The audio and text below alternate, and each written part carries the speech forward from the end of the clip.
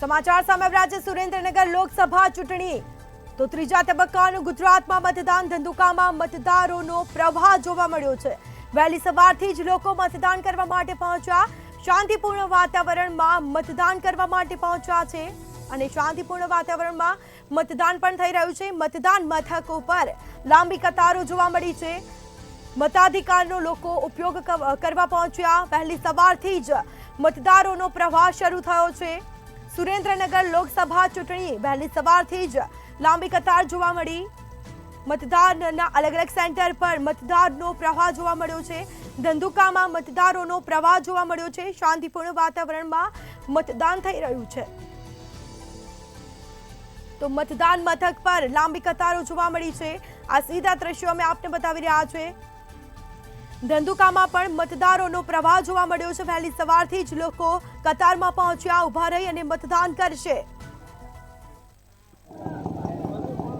લોકસભાની મતદાનનું આ મહાપર્વ આજે યોજાઈ રહ્યું છે। લોકો મતદાન કરવા માટે મતદાન મથકો પર આવી રહ્યા છે। ત્યારે સુરેન્દ્રનગર લોકસભા મત વિસ્તારની ધંધુકા વિધાનસભાની બેઠક પર પણ આજે મતદાન શરૂ થયું છે।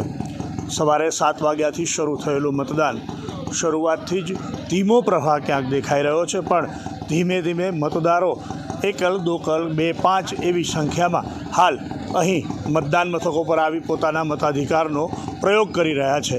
ત્યારે ધંધુકા વિધાનસભા મત વિસ્તારમાં 2,78,000 મતદારો આજે EVM મશીનની અંદર પોતાના મતાધિકારનો ઉપયોગ કરવાના છે।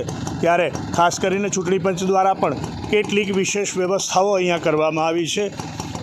વયોવૃદ્ધ લોકો માટે પણ વ્હીલચેરથી લઈ અને આરોગ્યની ટીમ અને અન્ય સરકારી સંસાધનો અને વિભાગો હાલ કાર્યરત છે। લોકોને પણ ચૂંટણી પંચ દ્વારા વારંવાર અપીલ કરવામાં આવી રહી છે કે તેઓ પણ મતદાન માટે જરૂરથી આગળ આવે। આજે આ ચૂંટણીના લોકશાહીના મહાપર્વમાં પોતાના મતનો અધિકાર દરેક વ્યક્તિ ઉપયોગ કરે અને મોટી સંખ્યામાં મતદાન કરવા માટે આવે તે પ્રમાણેનું હાલ ચૂંટણી પંચ આયોજન કરી રહ્યું છે।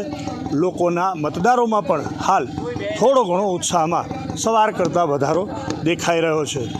ત્યારે મંતવ્ય ન્યૂઝ પણ તમામ મતદારોને મોટી સંખ્યામાં પોતાના મતાધિકારનો પ્રયોગ કરવા માટે અપીલ કરે છે।